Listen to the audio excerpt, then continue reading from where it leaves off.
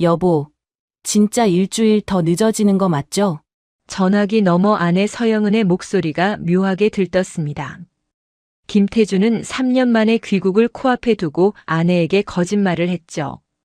계약 만료보다 2주나 일찍 돌아온다는 사실을 숨긴 채 말입니다. 그리고 그날 저녁 텅 빈 집 현관에 놓인 낯선 남자 운동화를 발견했습니다. 거실 소파 위 남자 양말, 침실 침대에 의심스러운 흔적들. 하지만 이것은 시작에 불과했죠. 태준이 아내의 태블릿 PC를 열어본 순간 상상조차 하지 못했던 진실이 그를 기다리고 있었습니다.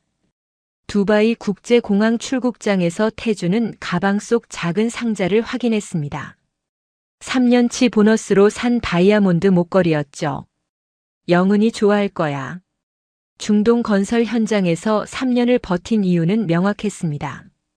빚을 갚고 아내와 새 출발을 하기 위해서였죠. 원래 계약 만료일은 2주 뒤였습니다. 하지만 프로젝트가 예상보다 빨리 끝나면서 조기 귀국이 결정됐죠. 태주는 깜짝 선물을 주고 싶어서 아내에게 거짓말을 했습니다. 여보, 일정이 좀 늦어질 것 같아요. 일주일 정도 더 걸릴 것 같은데. 전화기 너머 영은의 반응이 이상했습니다. 아, 그래요? 그럼 연락 주세요. 목소리가 평소보다 밝았죠. 아니, 어쩌면 안도하는 것처럼 들렸습니다. 태주는 그냥 피곤해서 그런가 보다 생각했죠. 인천공항에 도착한 시간은 저녁 7시였습니다. 12월 초의 서울은 벌써 겨울이었죠. 차가운 공기가 폐를 파고들었습니다. 3년 만에 맞는 한국의 냄새였죠. 택시를 타고 송파구 아파트 단지로 향했습니다. 32평 아파트는 3년 전 대출받아 마련한 신혼집이었죠. 지금은 대출금의 절반을 갚았습니다. 중동 생활이 힘들었지만 보람은 있었던 셈이죠. 엘리베이터에서 14층 버튼을 눌렀습니다. 복도를 걸으며 1405호 문패를 봤을 때 가슴이 뛰었죠. 드디어 집이다. 초인종을 누르지 않았습니다. 깜짝 놀라게 해주고 싶었거든요. 비밀번호를 누르는데 손이 떨렸습니다. 삐. 현관문이 열렸죠. 그런데 현관에 들어서자마자 멈춰 섰습니다. 신발장 옆에 남자 운동화가 놓여 있었거든요. 나이키 에어맥스 270 사이즈. 태주는 265였습니다. 누구 거지? 혹시 영은의 오빠 거일까 생각했죠. 하지만 처남은 군 복무 중이었습니다. 더군다나 군화 말고 운동화를 신을 이유도 없었죠. 거실로 들어갔습니다. 소파 위에 남자 양말이 벗어져 있었습니다. 검은색 긴 양말이었죠. 태주는 흰 양말만 신는 사람이었습니다. 뭐야 이게? 테이블 위에는 맥주캔 2개가 놓여 있었습니다. 카스 맥주였죠. 영은은 술을 거의 안 마시는 사람이었습니다. 특히 맥주는 싫어했죠. 부엌으로 향했습니다. 싱크대에 설거지가 안 된 그릇들이 쌓여 있었습니다. 찌개 냄비, 밥공기 2개, 젓가락 2벌. 2인분이었죠. 냉장고를 열었습니다. 맥주가 6캔이나 있었습니다.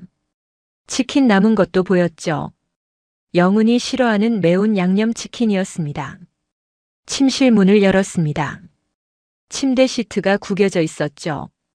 베개가 2개 모두 사용한 흔적이 있었습니다. 태주는 3년간 혼자 살던 아내가 베개 2개를 쓸 이유가 없다는 걸 알았죠. 욕실로 갔습니다. 세면대 위 칫솔꽂이에 칫솔이 2개 있었습니다. 하나는 영은의 분홍색 칫솔, 다른 하나는 파란색이었죠. 면도기도 있었습니다. 질레트 오죽날 면도기였죠. 태주는 전기 면도기를 쓰는 사람이었습니다. 손날 면도는 한 번도 해본 적이 없었죠. 심장이 두근거리기 시작했습니다. 이상한 예감이 들었죠. 하지만 확신할 수는 없었습니다. 혹시 모르잖아요. 다른 이유가 있을 수도 있었죠. 다시 거실로 나왔습니다. 소파 쿠션 사이를 뒤져봤습니다. 그리고 무언가를 발견했죠. 남자 속옷이었습니다. 검은색 사각 팬티 95 사이즈. 태주는 90 사이즈였죠. 이게 대체. 손이 떨렸습니다. 더 이상 우연이라고 생각할 수 없었죠. 집 안 곳곳에 낯선 남자의 흔적들. 그것도 방금 전까지 있었던 것처럼 생생한 흔적들이었습니다.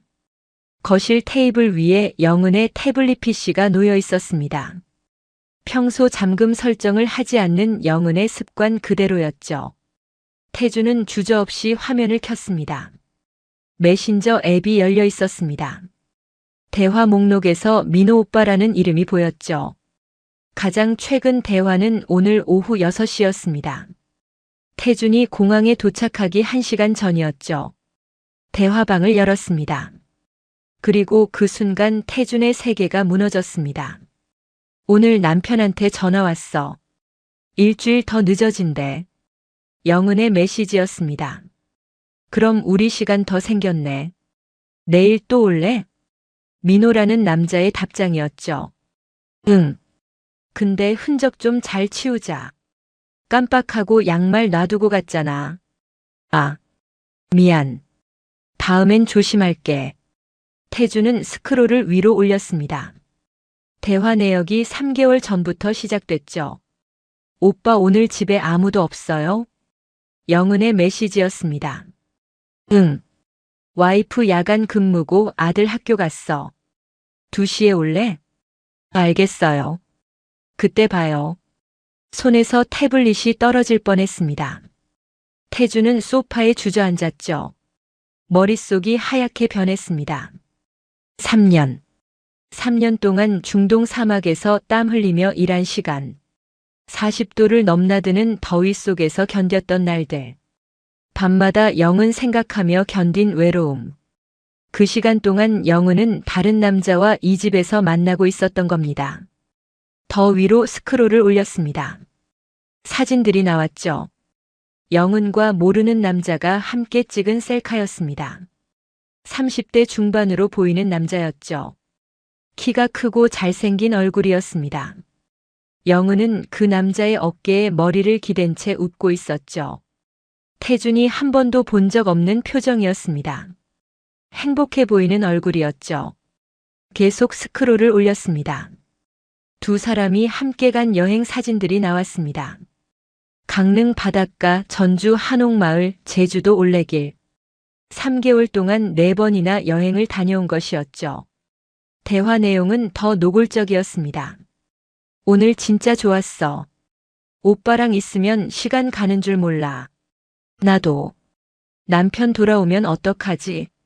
아직 1년 넘게 남았잖아. 그때 가서 생각하자. 태준의 손이 부들부들 떨렸습니다. 분노보다는 배신감이 먼저 밀려왔죠. 8년을 함께 산 아내였습니다. 결혼 전 3년 연애, 결혼 후 5년. 도합 8년을 함께 했죠. 그 시간이 한순간에 무너졌습니다. 핸드폰을 꺼냈습니다. 영은에게 전화를 걸었죠. 신호가 갔습니다. 1번, 2번, 3번. 받지 않았습니다. 다시 걸었습니다. 이번에도 받지 않았죠. 문자를 보냈습니다. 어디야? 집에 왔어. 5분이 지났습니다. 답장이 없었죠. 10분이 지났습니다. 여전히 답장이 없었습니다. 태주는 태블릿을 다시 들었습니다. 메신저 대화에서 민호의 프로필을 눌렀죠. 상태 메시지에 주소 힌트가 있었습니다. 송파 어반파크 거주. 재택작업 환영. 같은 아파트 단지였습니다. 태준이 사는 곳과 같은 아파트였죠. 태준은 태블릿을 들고 다시 대화 내역을 샅샅이 살펴봤습니다. 3개월치 대화가 빼곡했죠. 읽으면 읽을수록 분노가 치밀어 올랐습니다. 오빤 정말 최고야. 남편이랑은 비교도 안 돼. 영은의 메시지였습니다. 그치? 나도 너 만나고 인생이 달라졌어. 민호의 답장이었죠. 태주는 주먹을 불끈 쥐었습니다. 손톱이 손바닥을 파고들었죠. 하지만 계속 읽어내려갔습니다. 진실을 알아야 했으니까요. 남편한테 미안하진 않아? 민호가 물었습니다. 처음엔 그랬는데 이제는 아니야. 나 혼자 3년을 어떻게 버티라고. 외로움이 얼마나 힘든지 알아? 영은의 답장이었죠. 그래. 내 와이프도 마찬가지야. 3교대 근무한다고 집에 거의 없어. 우리 서로 위로하는 거지 뭐. 태주는 이를 악물었습니다. 위로라고. 그게 위로인가요? 배신이죠. 사진첩을 열었습니다. 저장된 사진이 200장이 넘었습니다. 대부분 영은과 민호가 함께 찍은 사진들이었죠. 카페에서 찍은 사진, 레스토랑에서 찍은 사진, 심지어 침대에서 찍은 사진도 있었습니다. 영은이 민호의 가슴에 얼굴을 묻은 채 찍은 셀카였죠. 날짜를 확인해 봤습니다. 2주 전이었습니다. 이 집 침대에서 찍은 게 분명했죠. 태준이 3년간 매달 송금한 생활비로 영은은 다른 남자와 데이트를 즐기고 있었던 겁니다. 카드 사용 내역도 확인했습니다. 영은의 카드는 태준명의 가족카드였죠. 사용 내역이 한눈에 들어왔습니다. 강남 파인다이닝 레스토랑 15만 원, 청담동 이탈리안 레스토랑 12만 원, 압구정 스테이크 하우스 18만 원. 모두 최근 3개월 안에 결제였습니다. 호텔 결제 내역도 있었습니다. 강릉 리조트 35만 원, 제주 펜션 28만 원. 여행 경비까지 태준의 돈으로 쓴 것이었죠. 선물 구매 내역도 보였습니다. 남성 의류 매장에서 45만 원, 남성 향수 매장에서 22만 원. 민호에게 선물한 게 분명했습니다. 태준은 허탈한 웃음이 나왔습니다. 내가 번 돈으로 저 남자한테 선물까지 사줬다고. 3년 동안 송금한 생활비가 총 1억 2천만 원이었습니다. 월 300만 원씩 꼬박꼬박 보냈죠. 영은이 외롭지 않게 편하게 살라고 보낸 돈이었습니다. 그런데 그 돈으로 다른 남자와 데이트를 하고 여행을 다녔던 겁니다. 메시지를 더 확인했습니다. 통화 내역도 엄청났죠. 민호와 매일 통화했습니다. 하루 평균 2시간씩이었죠. 반면 태준과의 통화는 일주일에 한두 번이 전부였습니다. 그것도 10분을 넘지 않았죠. 여보, 바쁘니까 나중에 통화해요. 영은이 늘 하던 말이었습니다. 바쁜 게 아니었죠. 민호와 통화하느라 태준과는 통화하기 싫었던 겁니다. 대화방을 더 뒤졌습니다. 그리고 충격적인 내용을 발견했죠. 오빠, 나 남편이랑 이혼하고 싶어. 영은의 메시지였습니다. 날짜는 한 달 전이었죠. 진심이야? 민호가 물었습니다. 응. 돌아오면 이혼하자고 할 거야. 위자료 포기하고 깔끔하게 정리하고 싶어. 태주는 핸드폰을 떨어뜨릴 뻔했습니다. 이혼까지 생각하고 있었다니. 근데 내 와이프는 어떻게? 민호가 물었습니다. 오빤 이혼할 생각 없어? 글쎄. 아들도 있고 복잡해. 근데 너랑 있으면 진짜 행복해. 그럼 이혼해줘. 나랑 결혼하자. 영은이 답장했습니다. 생각해 볼게. 일단 내 남편 돌아오고 나서 상황 보자. 태주는 태블릿을 테이블에 내려놨습니다. 더 이상 볼 수가 없었죠. 마음이 찢어지는 것 같았습니다. 8년을 함께한 아내가 다른 남자와 결혼을 약속하고 있었다니. 소파에 앉아 머리를 감쌌습니다. 눈물이 날 것 같았지만 나오지 않았죠. 너무 큰 충격에 감정이 마비된 것 같았습니다. 핸드폰을 다시 들었습니다. 영은에게 전화를 걸었죠. 여전히 받지 않았습니다. 문자를 보냈습니다. 집에 왔어. 당장 들어와. 10분 후 답장이 왔습니다. 지금 친구 만나고 있어요. 좀 이따 갈게요. 거짓말이었습니다. 태주는 알고 있었죠. 지금 민호와 함께 있을 게 분명했습니다. 태블릿을 다시 들었습니다. 메신저 위치 공유 기능이 켜져 있었죠.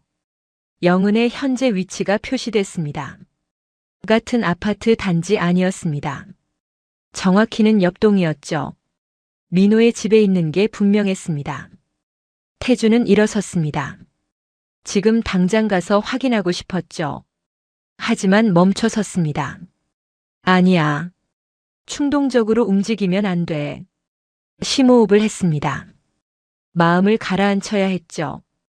분노에 휩싸여 행동하면 실수할 수 있었습니다. 다시 앉아서 생각했습니다. 어떻게 해야 할까? 당장 찾아가서 소리를 지를까? 아니면 증거를 더 모을까? 증거였습니다. 더 확실한 증거가 필요했죠. 이혼할 때 유리한 고지를 점령하려면 말입니다. 태주는 노트북을 켰습니다. 영은의 계정으로 로그인했죠. 비밀번호는 태준의 생일이었습니다. 아직 바꾸지 않았더군요. 이메일을 확인했습니다.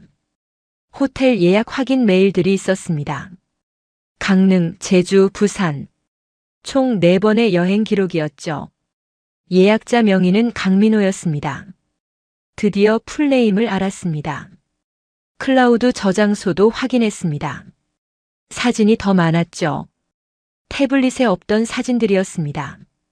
둘이 키스하는 사진, 포옹하는 사진, 침대에서 찍은 사진들. 날짜별로 정리돼 있었습니다. 가장 최근 사진은 어제 찍은 것이었습니다. 이 집 거실에서 찍은 셀카였죠. 영은이 민호의 무릎에 앉아 찍은 사진이었습니다. 태주는 사진들을 USB에 모두 복사했습니다. 증거 확보가 우선이었죠. 대화 내역도 스크린샷을 찍어 저장했습니다. 카드 사용 내역도 출력했습니다. 1시간 동안 모든 증거를 수집했습니다. USB 하나가 가득 찼죠. 밤 11시가 됐습니다. 영은에게서 연락이 왔습니다. 지금 들어가요. 태주는 답장하지 않았습니다. 거실 불을 끄고 침실로 들어갔죠. 침대에 누워 눈을 감았습니다. 10분 후 현관문이 열리는 소리가 들렸습니다. 영은이 들어온 것이었죠. 여보? 영은이 조심스럽게 불렀습니다. 태주는 대답하지 않았습니다. 발소리가 침실 쪽으로 다가왔습니다. 문이 살짝 열렸죠. 여보, 자요? 태주는 자는 척했습니다. 영은이 안도하는 한숨 소리가 들렸죠. 문이 닫혔습니다. 영은은 거실에서 씻으러 갔습니다. 태주는 눈을 떴습니다. 천장을 바라봤죠. 분노가 식지 않았습니다. 오히려 더 뜨겁게 타올랐죠. 내일부터 본격적으로 움직이겠다고 다짐했습니다. 다음 날 아침 7시에 일어났습니다. 영은은 아직 자고 있었죠. 태주는 조용히 침실을 나왔습니다. 커피를 내리며 어젯밤 수집한 증거들을 다시 확인했습니다. USB에 저장된 파일만 200개가 넘었죠. 영은이 9시쯤 일어났습니다. 침실에서 나온 얼굴이 어색했죠. 언제 들어왔어요? 태주는 침착하게 대답했습니다. 어젯밤 10시쯤. 당신은? 11시쯤요. 친구 만나느라 늦었어요. 거짓말이었습니다. 위치 추적으로 확인한 결과 영은은 밤 10시 반까지 민호의 집에 있었죠. 그래. 오랜만에 만났으니까. 태주는 아무렇지 않은 척했습니다. 영은의 반응을 살피기 위해서였죠. 영은은 안도하는 표정을 지었습니다. 의심받지 않는다고 생각한 모양이었죠. 일찍 들어와서 놀랐어요. 일주일 더 걸린다며? 계획이 바뀌었어. 프로젝트가 일찍 끝나서. 아, 그랬구나. 영은의 표정이 굳어졌습니다. 당황하는 게 역력했죠. 오늘 뭐 할 거예요? 영은이 물었습니다. 집에서 쉬려고. 3년 만에 쉬는 거니까. 아, 그럼 나 잠깐 나갔다 올게요. 마트 좀 다녀올게요. 영은은 서둘러 옷을 갈아입었습니다. 화장도 평소보다 진하게 했죠. 다녀올게요. 영은이 나간 후 태주는 바로 움직였습니다. 핸드폰으로 영은의 위치를 추적했죠. 영은은 마트로 가지 않았습니다. 옆동으로 향했죠. 1502호 앞에서 멈췄습니다. 역시 민호의 집이었습니다. 태주는 재킷을 입고 집을 나섰습니다. 엘리베이터를 타고 1층으로 내려갔죠. 옆동으로 걸어가며 주변을 살폈습니다. 1502호는 15층이었죠. 로비에서 엘리베이터를 기다렸습니다. 마침 택배 기사가 나왔죠. 실례지만 1502호 혹시 아세요? 태준이 물었습니다. 강민호 씨요? 네, 알죠. 자주 배송하는 집이에요. 아, 감사합니다. 태준은 엘리베이터를 타고 15층으로 올라갔습니다. 복도에 나서자 1502호 문패가 보였죠. 초인종을 누르려다 멈췄습니다. 아직은 때가 아니었죠.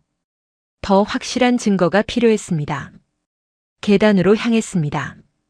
비상구 문을 열고 계단 참에 앉았죠. 복도가 보이는 위치였습니다. 2시간을 기다렸습니다. 다리가 저렸지만 꾹 참았죠.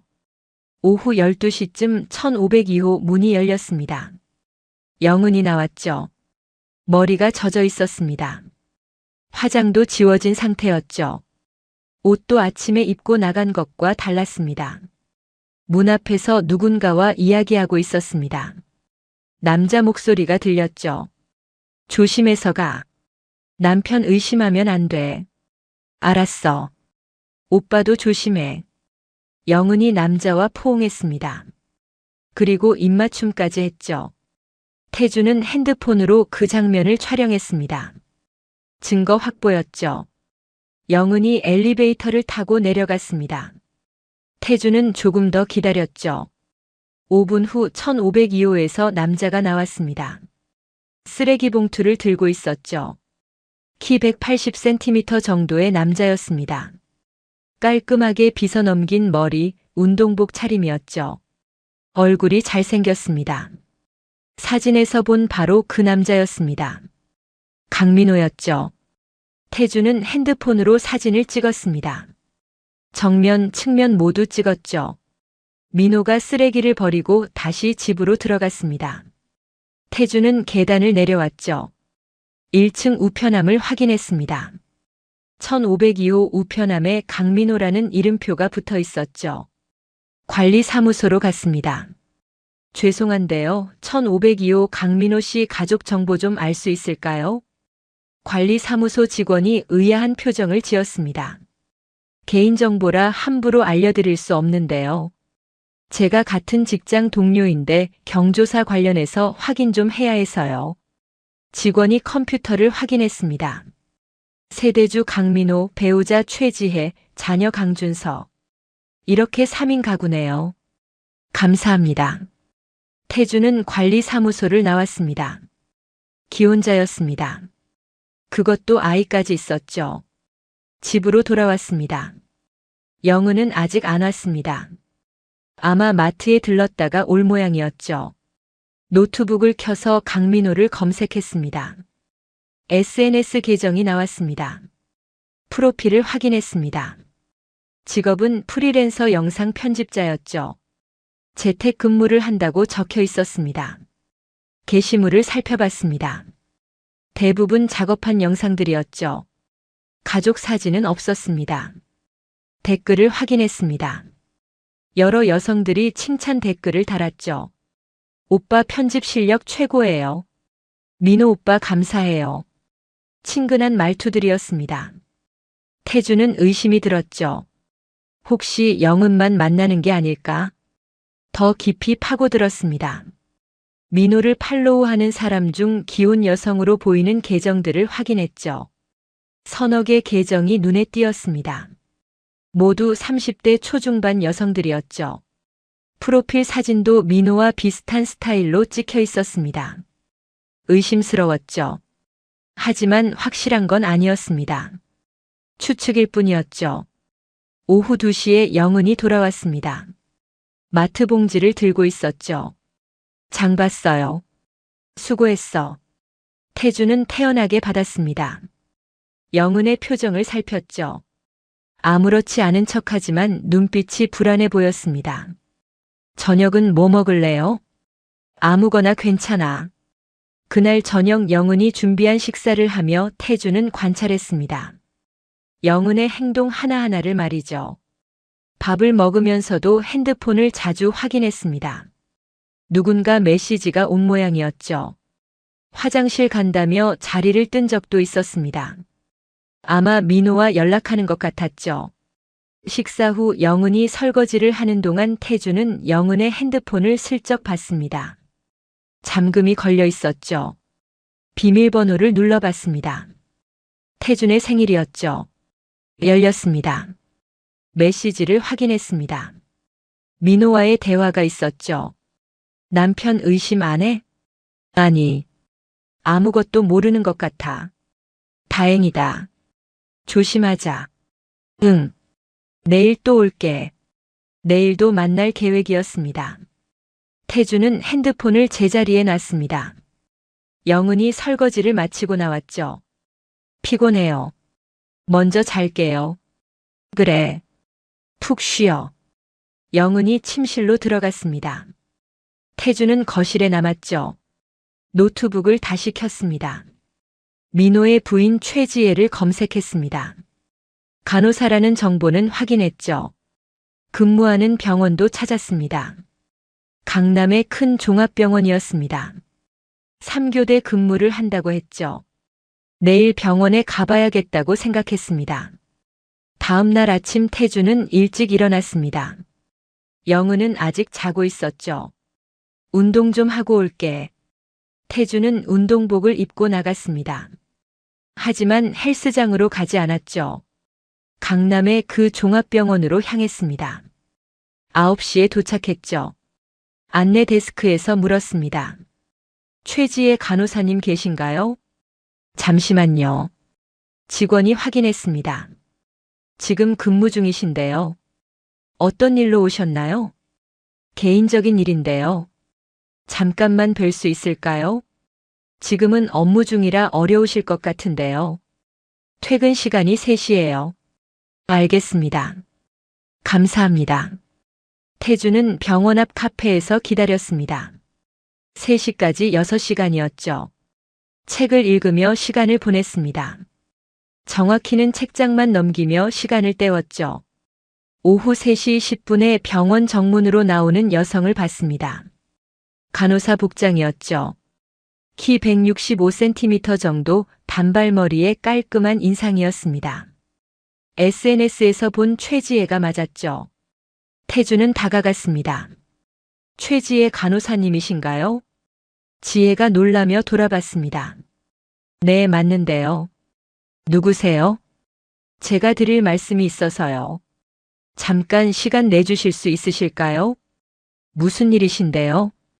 태주는 조심스럽게 말했습니다. 남편분과 관련된 일입니다. 지혜의 표정이 굳어졌습니다. 남편이요? 무슨 일인데요? 여기서는 좀 그러니까 저기 카페에서 이야기할까요? 지혜는 잠시 망설이다 고개를 끄덕였습니다. 알겠어요. 둘은 근처 카페로 갔습니다. 구석자리에 앉았죠. 태주는 가방에서 태블릿을 꺼냈습니다. 어젯밤 정리한 자료들이 담겨 있었죠. 제 소개를 먼저 할게요. 저는 김태준이라고 합니다. 송파 어반파크 아파트에 사는데요. 지혜가 눈을 크게 떴습니다. 거기 저희도 사는데요. 네, 알고 있습니다. 그래서 찾아온 거예요. 태주는 심호흡을 했습니다. 간호사님, 남편분 강민호 씨와 제 아내가 불륜 관계입니다. 지혜의 얼굴이 창백해졌습니다. 뭐라고요? 증거가 있습니다. 태주는 태블릿을 켰습니다. 저장해둔 사진들을 보여줬죠. 영은과 민호가 함께 찍은 사진들, 여행 사진들, 키스하는 사진들까지. 지혜는 사진을 보며 손을 떨었습니다. 이게 정말인가요? 메시지 내역도 있습니다.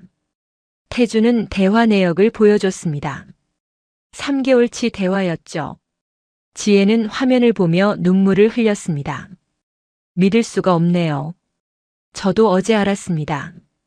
3년 만에 귀국했더니 집에 남자 흔적들이 있더라고요. 3년이요? 네, 중동 건설 현장에서 일했습니다. 지혜가 눈물을 닦았습니다. 그동안 정말 힘드셨겠어요. 간호사님도 마찬가지실 거예요. 지혜는 고개를 끄덕였습니다. 요즘 남편이 이상하긴 했어요. 제가 야간 근무할 때 집에서 뭐 하는지 궁금했거든요. 아마 제 아내를 만났을 겁니다. 태주는 어제 찍은 영상도 보여줬습니다. 영은이 민호의 집에서 나오는 장면이었죠. 지혜는 영상을 보며 주먹을 쥐었습니다. 우리 집에서요? 네. 어제 제가 직접 확인했습니다. 지혜의 눈에서 분노가 느껴졌습니다. 너무하네요. 정말 너무해요. 저도 그렇게 생각합니다. 잠시 침묵이 흘렀습니다. 지혜가 먼저 입을 열었죠. 어떻게 하실 생각이세요? 이혼하려고 합니다. 위자료도 청구하고요. 저도요. 더 이상 참을 수 없어요. 태주는 조심스럽게 제안했습니다. 혹시 협력하실 생각 없으신가요? 협력이요? 네. 혼자서는 한계가 있잖아요. 같이 증거를 모으면 더 확실하게 대응할 수 있을 것 같아서요. 지혜는 잠시 생각하다 고개를 끄덕였습니다. 좋아요. 같이 해요. 그날부터 태준과 지혜는 협력 관계가 됐습니다. 지혜가 집으로 돌아가 남편의 물건들을 조사했습니다. 그리고 충격적인 사실을 발견했죠. 저녁에 태준에게 전화가 왔습니다. 김태준 씨, 큰일 났어요. 무슨 일이세요? 남편 서랍에서 다른 여자들 사진이 나왔어요. 다른 여자들이요? 네. 최소 3명은 되는 것 같아요. 모두 귀여운 여성들 같고요. 태주는 깜짝 놀랐습니다. 진짜요? 네. 그리고 노트에 적힌 메모도 있어요. 외로운 유부녀들 타겟팅이라고 적혀 있더라고요. 태주는 할 말을 잃었습니다. 그럼 제 아내만 만난 게 아니라는 건가요? 그런 것 같아요. 다른 여자들도 동시에 만나고 있었던 것 같아요. 태주는 분노가 치밀어 올랐습니다. 단순한 불륜이 아니었죠. 계획적인 범죄였습니다. 사진 좀 보내주시겠어요? 네. 지금 보낼게요. 잠시 후 지혜가 사진들을 보냈습니다. 서랍에서 나온 여러 여성들의 사진이었죠. 모두 30대로 보이는 여성들이었습니다. 민호와 함께 찍은 사진들이었죠. 메모장 사진도 있었습니다. 유부녀 공략법이라는 제목이었습니다. 외로움 파고들기, 남편 험담 유도, 선물 공세, 이런 내용들이 적혀 있었죠. 태주는 이를 악물었습니다. 이건 상습범이네요. 네. 저도 그렇게 생각해요. 다른 피해자들도 찾아야겠어요. 어떻게요? 남편 핸드폰 확인해 보시겠어요? 해볼게요. 그날 밤 지혜는 민호가 샤워하는 사이 핸드폰을 확인했습니다. 잠금 비밀번호는 아들 생일이었죠. 메신저 앱을 열었습니다. 여러 여성들과의 대화방이 있었습니다. 수진, 미영, 혜진. 모두 30대 여성들이었죠.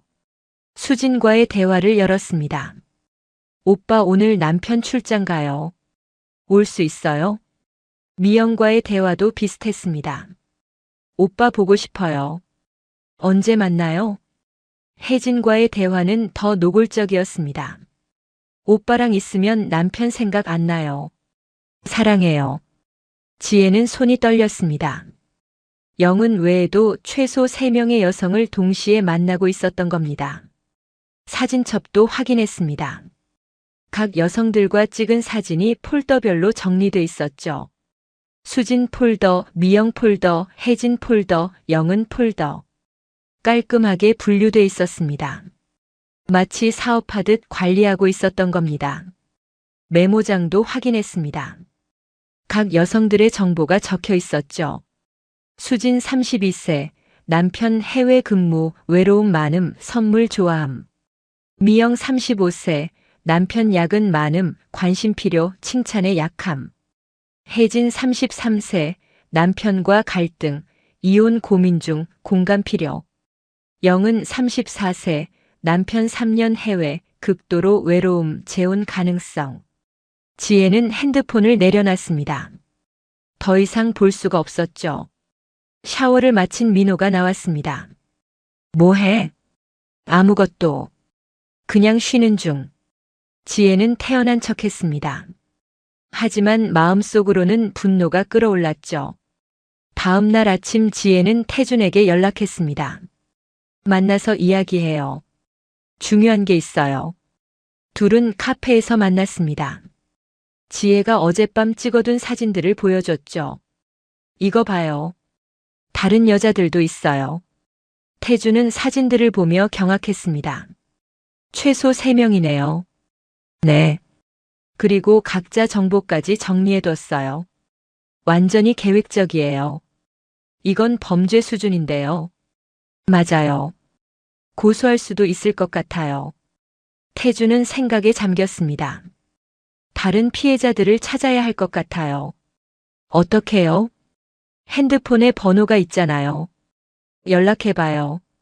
하지만 갑자기 연락하면 놀라지 않을까요? 그래도 알 권리는 있죠. 자기들도 피해자니까요. 지혜는 고민하다 고개를 끄덕였습니다. 해볼게요. 그날 오후 지혜는 수진에게 전화를 걸었습니다.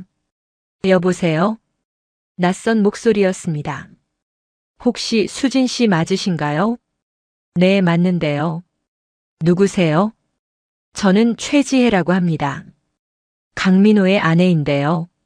전화기 너머가 조용해졌습니다. 드릴 말씀이 있어서 연락드렸어요.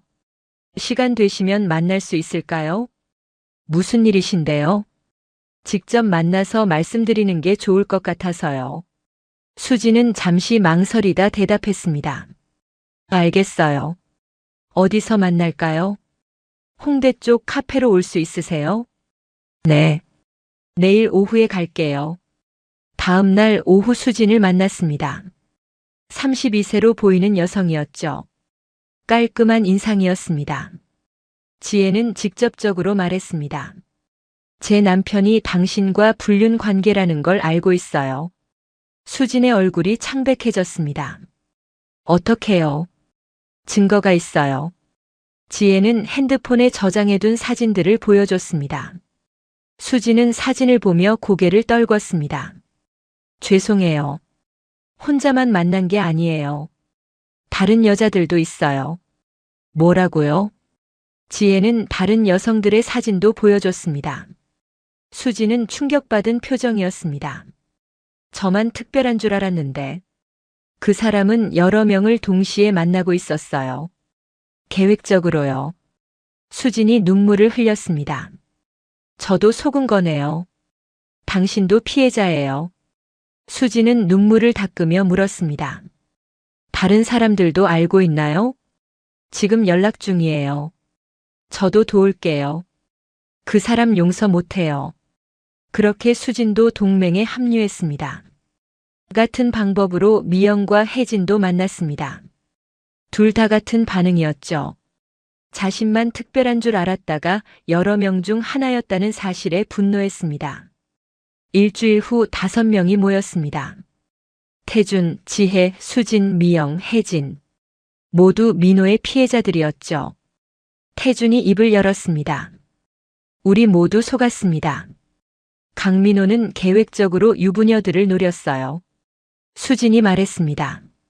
저는 6개월 동안 만났어요. 그동안 제가 준 선물만 해도 1,000만 원이 넘어요. 미영도 말했습니다. 저는 임신까지 했었어요. 낙태했고요. 혜진이 덧붙였습니다. 저도 낙태했어요. 민호가 책임지겠다고 했는데 나중엔 아무 말도 안 하더라고요. 태주는 주먹을 불끈 쥐었습니다. 이건 형사고소 대상이에요. 지혜가 동의했습니다. 네. 같이 고소해요. 5명은 변호사를 선임했습니다. 민사소송과 함께 형사고소도 준비했죠. 증거는 충분했습니다. 사진, 메시지, 통화 기록, 심지어 낙태 기록까지. 공백 제외 글자 수 3,126자. 일주일 후 작전을 실행하기로 했습니다. 민호와 영은을 동시에 잡는 거였죠. 지혜가 평소와 다르게 야간 근무를 자청했습니다. 민호를 안심시키기 위해서였죠. 여보, 오늘 야간이야. 내일 아침에 들어올게. 민호는 기뻐하는 표정을 지었습니다. 그래. 조심해서 다녀와. 지혜가 집을 나서자마자 태준에게 연락했습니다. 나갔어요. 이제 시작해요. 태준은 영은에게 문자를 보냈습니다. 회사에서 급한 일 생겨서 부산 가야 할 것 같아. 2박 3일 출장이야. 영은의 답장이 빠르게 왔습니다. 아, 그래요? 조심해서 다녀와요. 목소리에 기쁨이 묻어났습니다. 태준은 집을 나섰습니다. 하지만 부산으로 가지 않았죠. 근처 호텔에 체크인했습니다. 지혜도 병원으로 가지 않았습니다. 호텔 로비에서 태준을 기다렸죠. 준비됐어요? 네. 시작합시다. 둘은 아파트로 돌아왔습니다. 하지만 집으로 들어가지 않았죠. 옆동 계단에 숨어서 기다렸습니다. 오후 8시쯤 영은이 나타났습니다. 민호의 집으로 향하는 게 분명했죠. 초인종을 누르는 소리가 들렸습니다. 문이 열렸고 영은이 들어갔죠. 태준과 지혜는 30분을 더 기다렸습니다. 충분한 시간을 주기 위해서였죠. 오후 8시 30분 지혜가 먼저 움직였습니다. 현관 비밀번호를 눌렀죠. 삐. 문이 열렸습니다. 여보, 나왔어. 큰 소리로 외쳤습니다. 침실에서 당황한 소리가 들렸습니다. 뭔가 부딪히는 소리도 났죠. 지혜가 침실로 향했습니다. 태준이 바로 뒤를 따랐죠. 침실 문을 활짝 열었습니다. 민호와 영은이 침대에 앉아 있었습니다. 옷을 급하게 입다 만 상태였죠. 이게 뭐야? 지혜가 소리쳤습니다. 민호는 할 말을 잃었습니다. 영은도 마찬가지였죠. 태준이 들어왔습니다. 영은아. 영은은 태준을 보고 얼굴이 새하얗게 질렸습니다. 지우야. 이게 아니야. 뭐가 아닌데? 태준은 침착하게 물었습니다.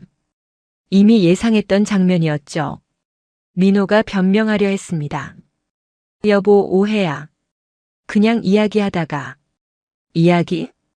지혜가 비웃었습니다. 침대에서 옷 벗고 이야기해. 민호는 입을 다물었습니다.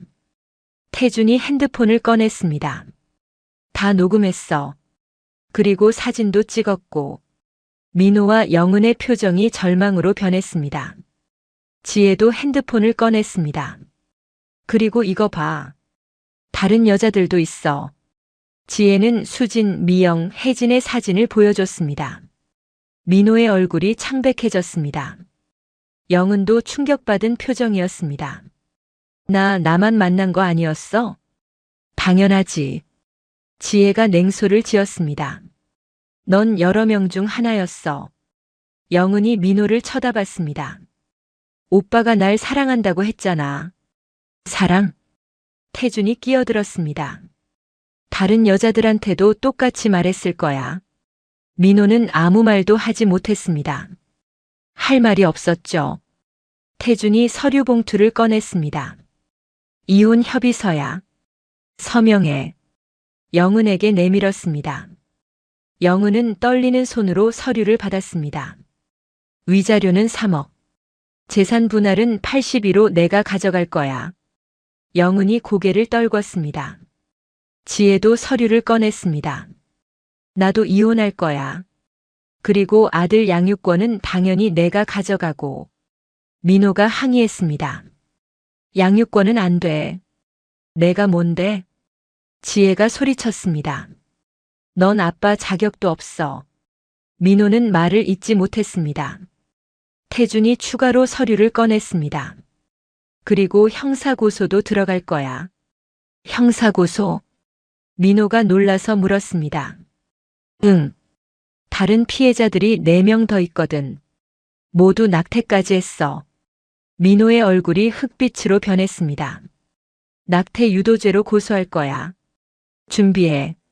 민호는 주저앉았습니다. 제발 그건 안 돼. 왜 안 돼? 태준이 차갑게 물었습니다. 내가 한 짓이잖아. 지혜가 덧붙였습니다. 그리고 다른 피해자들도 같이 고소할 거야. 넌 끝났어. 민호는 눈물을 흘렸습니다. 하지만 아무도 동정하지 않았죠. 영은도 울고 있었습니다. 지우야, 미안해. 정말 미안해. 미안하다고 용서될 것 같아? 태주는 냉정했습니다. 3년 동안 날 속였잖아. 내가 번 돈으로 저 남자랑 놀았잖아. 영은은 대답하지 못했습니다. 이제 법정에서 보자. 태주는 돌아섰습니다. 지혜도 따라 나왔죠. 복도로 나오자 지혜가 말했습니다. 시원하네요. 네. 드디어 끝났네요. 아직 끝난 게 아니에요. 이제 시작이죠. 맞아요. 제대로 대가를 치르게 해야죠. 둘은 엘리베이터를 타고 내려갔습니다. 밖으로 나오자 차가운 공기가 얼굴을 때렸습니다. 숨이 편해지는 기분이었습니다. 다음 날 아침 태주는 변호사 사무실에 갔습니다. 모든 증거를 제출했죠. 사진, 동영상, 메시지 내역, 카드 사용 내역, 통화 기록까지. 변호사가 서류를 검토하며 말했습니다. 증거가 완벽하네요. 이거면 위자료 3억도 충분히 받을 수 있어요. 재산 분할은요? 82도 가능합니다. 배우자의 귀책 사유가 명확하니까요. 태주는 안도의 한숨을 쉬었습니다. 형사고소는 어떻게 되나요? 다른 피해자들 진술서가 필요해요. 낙태 기록도 확보해야 하고요. 지혜 씨가 준비하고 있어요. 그럼 곧 접수할 수 있겠네요.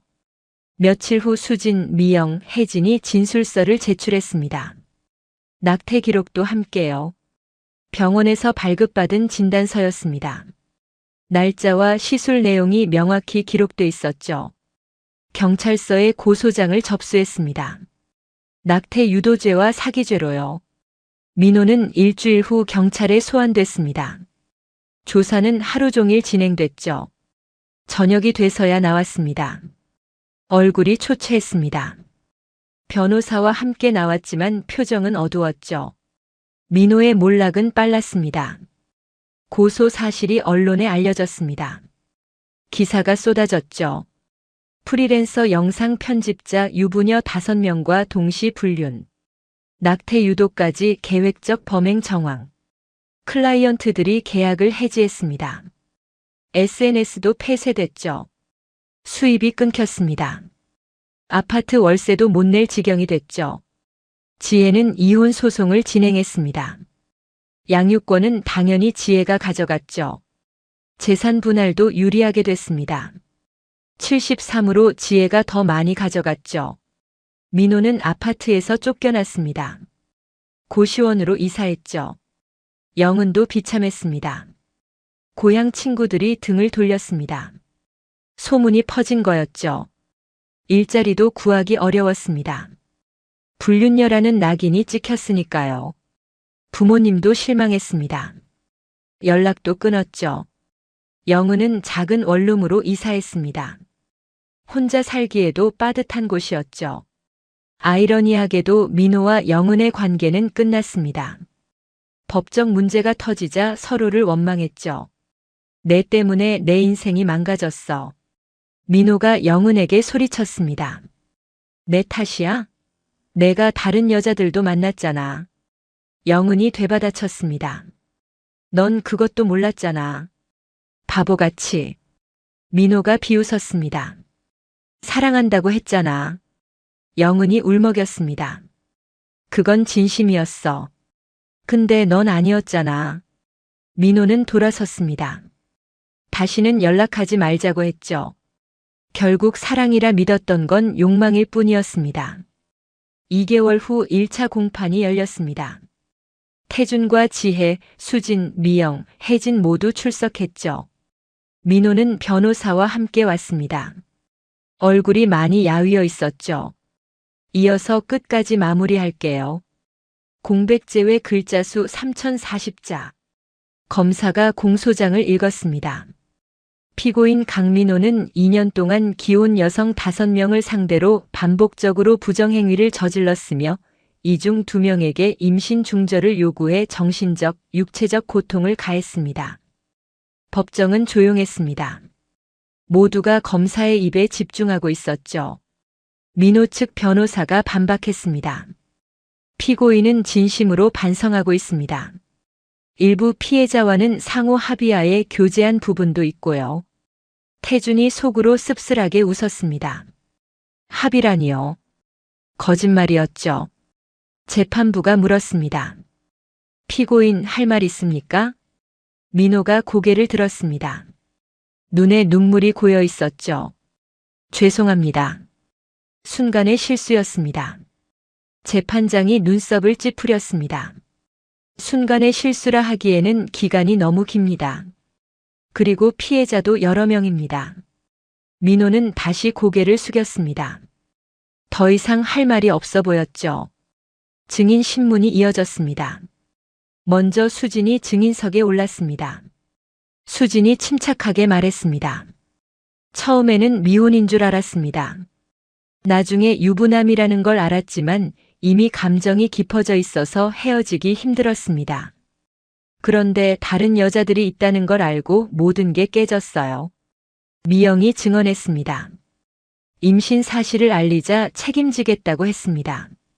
그런데 낙태하라고 했어요. 아이에게 너무 미안합니다. 혜진도 울면서 말했습니다. 결혼 생활이 힘들다고 하니까 이해한다며 다가왔어요. 믿었는데 저를 이용한 거였어요. 지혜도 증언했습니다. 아내로서, 엄마로서, 한 인간으로서 받아들이기 힘든 일이었습니다. 남편을 믿고 살았는데 제 집을 범죄 현장으로 만들었어요. 마지막으로 태준이 증인석에 섰습니다. 3년 동안 해외에서 일했습니다. 아내와 더 나은 미래를 꿈꾸면서요. 그런데 돌아와 보니 아내는 다른 남자와 제 집에서 행복하게 살고 있었습니다. 검사가 물었습니다. 피해자께서 가장 힘들었던 점은 무엇입니까? 태준은 잠시 생각하다 대답했습니다. 제가 번 돈으로 그 남자와 여행 다니고 선물 사고 제 침대에서 사랑을 나눴다는 겁니다. 그 사실을 알고도 한동안 아내 옆에서 자야 했어요. 아무것도 모르는 척하면서요. 법정 공기가 무거워졌습니다. 첫 공판이 끝나고 모두 법정을 나왔습니다. 건물 앞 벤치에서 잠시 쉬었습니다. 지혜가 말했습니다. 길었네요. 그래도 필요했던 시간이었죠. 태준이 대답했습니다. 수진이 고개를 끄덕였습니다. 이제야 숨이 쉬어지는 것 같아요. 미영이 손수건으로 눈을 닦았습니다. 다들 고생 많았어요. 혜진이 작게 웃었습니다. 서로가 있어서 버틴 거죠. 그날 이후 재판은 3차례 더 이어졌습니다. 민호 측은 형량을 낮추려 했지만 증거와 진술이 너무 명확했죠. 민호의 가족들도 법정에 나왔습니다. 특히 민호의 어머니는 아들을 보며 울었습니다. 지혜에게 다가와 말했습니다. 미안합니다. 정말 미안해요. 지혜는 차분하게 대답했습니다. 사과는 받겠습니다. 하지만 아들은 용서 못합니다. 어머니는 고개를 끄덕였습니다. 그 말이 맞죠. 제가 대신 사과드릴게요. 법정 안팎에서 언론도 움직였습니다. 기자들이 사건을 기사화했죠. 프리랜서 편집자 유부녀 5명 상대 상습 불륜. 열흘 동안 포털 실시간 검색어에 이름이 오르내렸습니다. 민호는 사회적으로 완전히 매장됐습니다. 더 이상 영상 일을 맡길 곳도 없었죠. 영은도 조용히 사라졌습니다. 몇 번 연락을 시도했지만 태준은 받지 않았습니다. 문자로 마지막 메시지만 보냈습니다. 지우야, 정말 미안했어. 행복하길 바랄게. 태준은 답하지 않았습니다. 더 이상 이야기할 가치가 없다고 생각했죠. 대신 USB를 한 번 더 확인했습니다. 그동안 모은 증거들이었습니다. 이제는 분노보다 후련함이 컸습니다. 스스로를 지켜냈다는 안도감이었죠. 6개월 후 최종 선고 공판 날이 다가왔습니다. 법정에는 다시 사람들이 모였습니다. 재판장이 판결문을 읽었습니다. 피고인 강민호에게 징역 2년, 집행유예 3년을 선고합니다. 또한 피해자들에게 위자료를 지급할 것을 명합니다. 민호는 힘이 빠진 얼굴로 고개를 떨궜습니다. 지혜는 미세하게 한숨을 내쉬었습니다. 형량이 생각보다 가벼워 보일 수도 있었습니다. 하지만 전과 기록이 남았고 사회적으로 끝난 상태였죠. 민사재판도 마무리됐습니다. 재판부는 불륜 상대와 공모하여 혼인관계를 파탄에 이르게 한 점을 중대하게 판단합니다. 원고 김태준에게 위자료 3억 원을 지급할 것, 재산 분할 비율은 82로 정합니다. 태준은 숨을 내쉬었습니다. 긴 싸움의 끝이었죠. 지혜의 재판도 비슷한 결과였습니다. 위자료와 양육권 모두 지혜에게 유리하게 판결이 났습니다. 법원 계단을 내려오며 태준과 지혜가 마주봤습니다. 고생 많으셨어요. 지혜가 먼저 말했습니다. 지혜 씨도요. 진짜 긴 시간이었네요. 그래도 끝났잖아요. 네. 이제 진짜 끝났네요. 둘은 자연스럽게 웃었습니다. 동지 같은 웃음이었죠. 그 후로 연락은 자연스럽게 줄어들었습니다. 각자 삶을 정리해야 했으니까요. 태준은 다시 현장으로 복귀하지 않았습니다. 국내 건설사에서 설계 관리 업무를 맡게 됐죠. 야근은 많았지만 매일 집에 들어갈 수 있다는 게 좋았습니다. 혼자 사는 집은 조용했습니다. 처음엔 적응이 안 됐지만 시간이 지나면서 조금씩 편안해졌죠. 퇴근 후 TV를 보다가도 문득 예전 일이 떠오를 때가 있었습니다. 그때마다 태준은 생각했습니다. 차라리 잘 됐어. 그때 진실을 알았으니까. 거짓된 결혼 생활을 계속 이어갔을 생각을 하면 아찔했습니다. 1년이 더 흘렀습니다. 어느 날 건설 관련 세미나에서 인테리어 디자이너 한소연을 만났습니다. 35살 밝은 인상이었죠.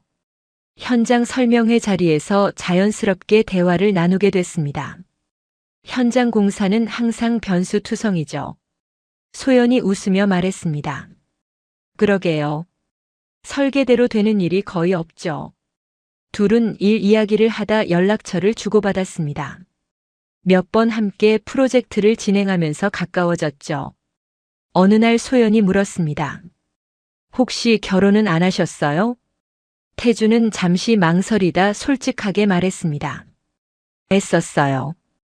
이혼했어요. 미안해요. 민감한 질문이었죠? 괜찮아요. 이제는 편하게 말할 수 있어요. 어떤 일이었는지 물어봐도 돼요?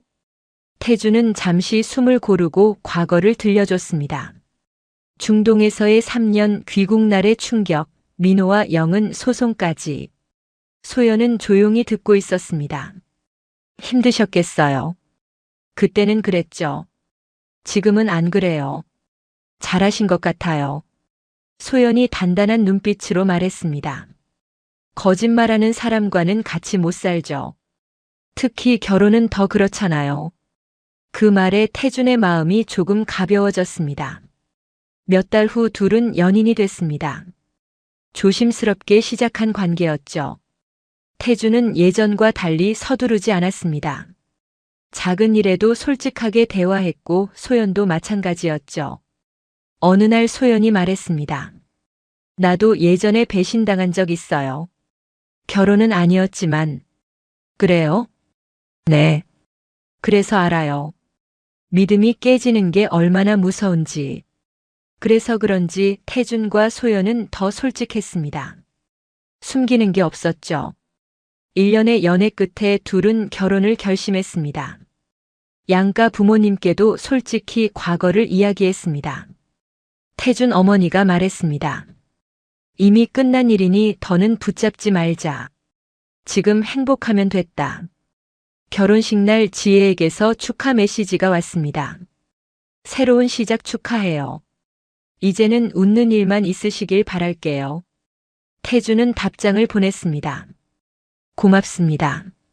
지혜 씨도 항상 평안하시길 바랍니다. 신혼집은 작은 아파트였습니다. 하지만 태준에게는 세상에서 가장 편한 공간이었죠. 소연이 웃으며 물었습니다. 뭐 생각해요? 그냥 예전 생각이 좀 나서요. 후회돼요? 아니요. 오히려 감사해요. 소연이 고개를 갸웃했습니다. 그 일이 없었다면 당신을 못 만났을 테니까요. 소연이 웃었습니다. 말 잘하네. 둘은 소파에 나란히 앉아 TV를 봤습니다. 창밖에는 저녁 노을이 깔렸죠. 태주는 마음속으로 다짐했습니다. 이번에는 절대 놓치지 말자. 거짓 없이 숨김 없이 끝까지 함께 가자. 이제는 진짜 행복할 준비가 되어 있었으니까요.